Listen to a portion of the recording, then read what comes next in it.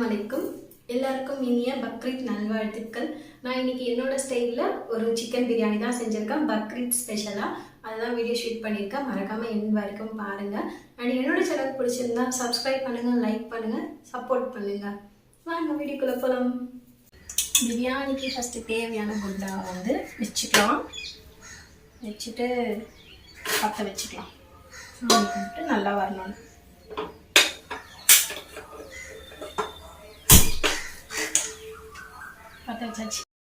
நான் வந்து 3 கிளாஸ் அரிசி எடுத்திருக்கேன். அப்படின்னா வந்து 3/4 கிலோ வரும். அதுக்கு தேவையான பட்டை, ஏலக்காய், லவங்கம்லாம் எடுத்து வச்சிட்டேன் பிஃபோராகவே.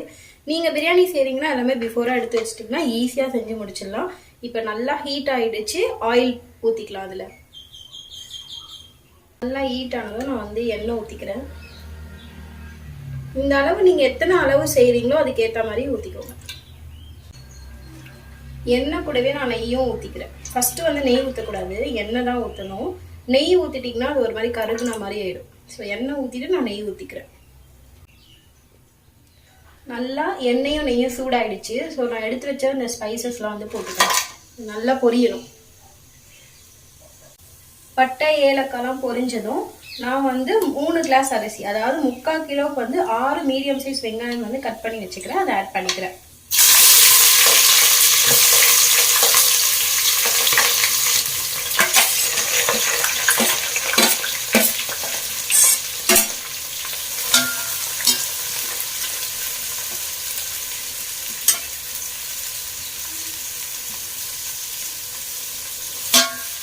வெங்காயம் வந்து நல்லா கோல்டன் ப்ரௌன் ஆகுற அளவுக்கு வதக்கணும்.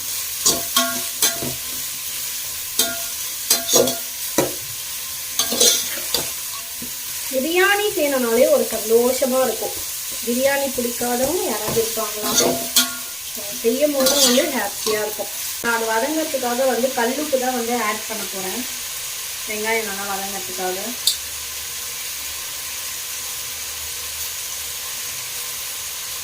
4 ஸ்பூன் போட்டுக்கிறேன்.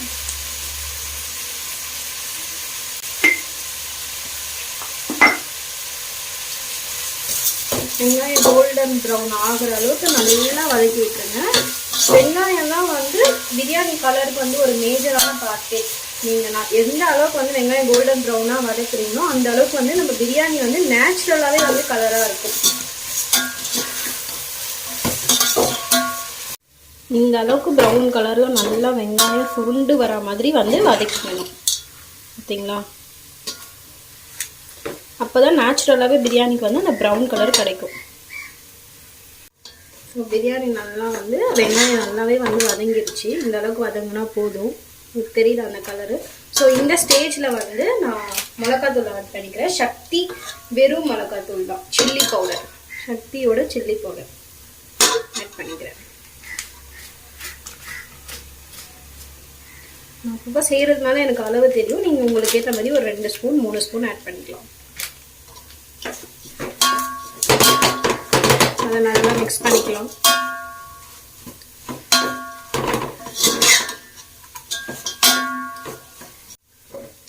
மிளகாத்தூள் போட்டு ஒரு 5 நிமிஷம் வந்து வதங்கினதும் பச்சை மிளகா ஆட் பண்ணிக்கலாம். பச்சை மிளகா, புதினா, கொத்தமல்லி, இது ரெண்டுத்தையும் போட்டு நல்லா மிக்ஸ் பண்ணி விட்டுக்கலாம்.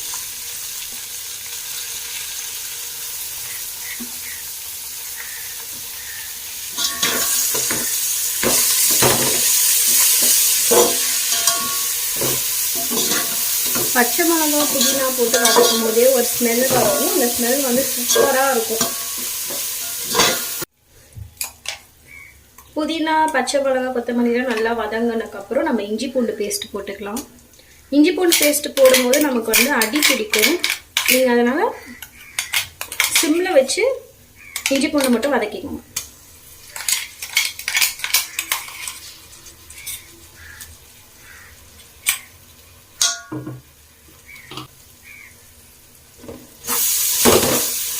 இஞ்சி பூண்டை நல்லா வதக்கிக்கலாம்.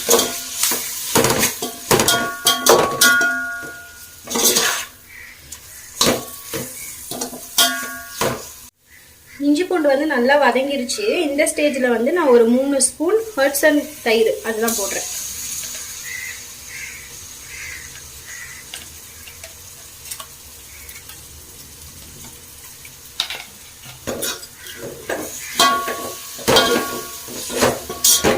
தயிர் போட்டு ஒரு நிமிஷம் கலரிக்கலாம்.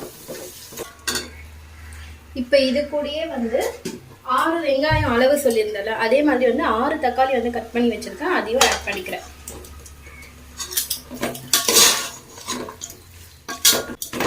தக்காளி நல்லா வதங்குற அளவுக்கு கலரி விட்டுக்கலாம்.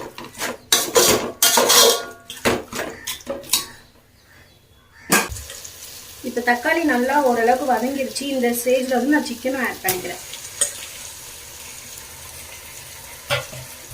சிக்கன் போட்டு நல்லா அந்த மசாலாக்குள்ள சிக்கன்லாம் வந்து மிக்ஸ் ஆகுற மாதிரி, அப்படியே குண்டானும் மசாலாவும் சிக்கன் எல்லாருமே ஒரே ஃப்ரெண்ட்ஸாக சேர்ந்துடணும்.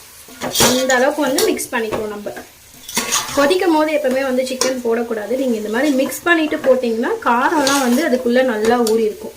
இப்போ இந்த மாதிரி நல்லா ஊறுற மாதிரி வந்து அதை நல்லா வதக்கி விட்டுக்கலாம்.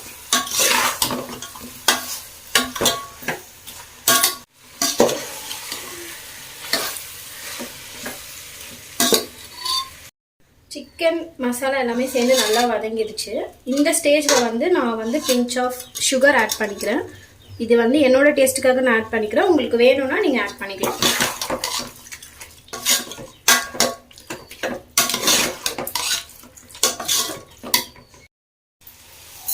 மசாலா எல்லாம் மிக்ஸ் ஆகி வந்து நல்லா வதங்கிடுச்சு.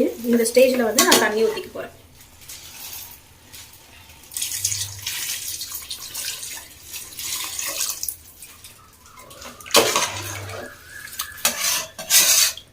ஸோ தண்ணி ஊற்றிட்டு நீங்கள் இந்த ஸ்டேஜில் வந்து உப்பு புளிப்பு எல்லாம் கரெக்டாக இருக்கான்னு பார்த்துக்கோங்க.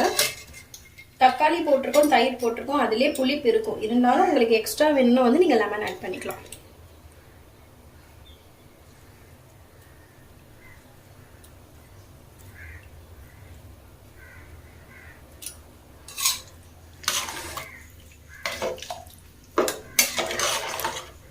டேஸ்ட்லாம் கரெக்டாக இருக்குன்னா நம்ம மூடி வச்சுட்டு கறி வேகிற அளவுக்கு கொதிக்க விட்டுறலாம்.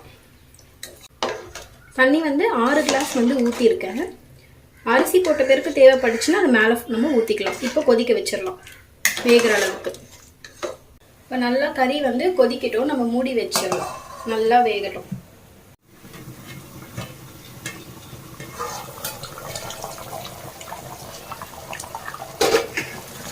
பிரியாணி நல்லா கொதிச்சு அந்த தண்ணிலாம் சிக்கன்லாம் வெந்துருச்சு. இந்த டைமில் வந்து அரிசி போட்டுக்கலாம்.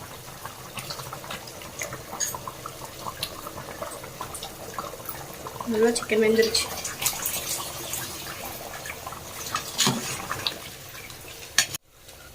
பாஸ்மதி ரைஸ் வந்து 1/2 அன் ஹவராக வந்து ஊற வச்சுட்டு நல்லா வாஷ் பண்ணிவிட்டு இப்போ அதை ஆட் பண்ணிக்கலாம்.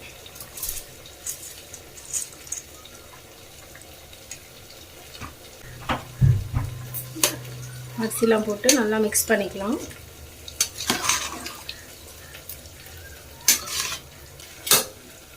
இந்த அரிசி அளவு முழுகுது. இந்த தண்ணியே வந்து கரெக்டான அளவாக தான் இருக்குது. நம்ம ஒரு மீடியம் ஃப்ளேமில் வச்சுட்டு ஒரு 10 நிமிஷம் விடணும். அதுக்கப்புறம் வந்து தம் போட்டு எடுத்துக்கலாம். ஒரு 10 நிமிஷம் மீடியம் ஃப்ளேமில் வச்சு அப்படியே மூடி விட்டுக்கலாம். இப்போ வந்து ஒரு 12 மினிட்ஸ் தான் வந்து இது மீடியம் ஃப்ளேமில் நல்லா இருந்தது. ஓப்பன் பண்ணி பார்க்கலாம்.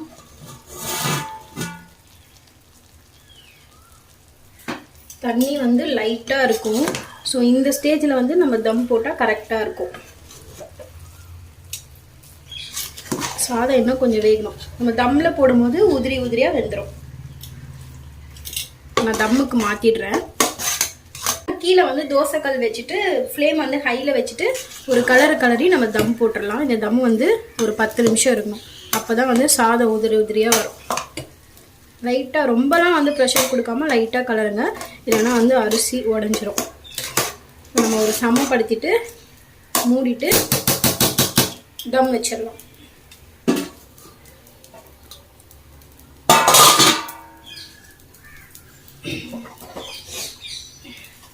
நான் ஒரு வெயிட்டான இந்த மாதிரி இடிக்கிற கல் வச்சுக்கிறேன் தம்முக்கு. இன்னும் ஒரு 10 நிமிஷம் கழிச்சு நம்ம வந்து பார்க்கலாம். தம்மில் இருந்து இப்போ வந்து ஒரு 12 மினிட்ஸ் ஆகிருக்கு. ஒரு 12-13 மினிட்ஸே ஆகியிருக்கும். நம்ம எடுத்து பார்த்துடலாம்.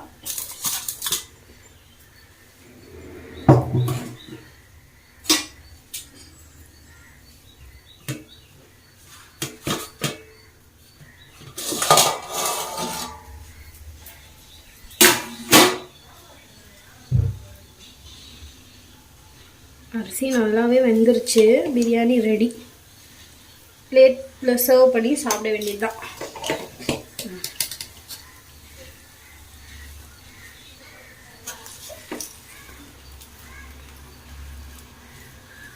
எல்லாமே நல்லா வெந்துருச்சு. பிரியாணி சூப்பராக ரெடி ஆகிடுச்சு. Happy Bakrid to all. வேறு எதுனா டவுட்ஸ் இருந்துச்சுன்னா நீங்கள் கமெண்ட்டில் சொல்லுங்கள். இந்த வீடியோ பிடிச்சிருந்தா லைக் பண்ணுங்கள். மறக்காமல் என்னோட சேனலை சப்ஸ்கிரைப் பண்ணிவிடுங்க.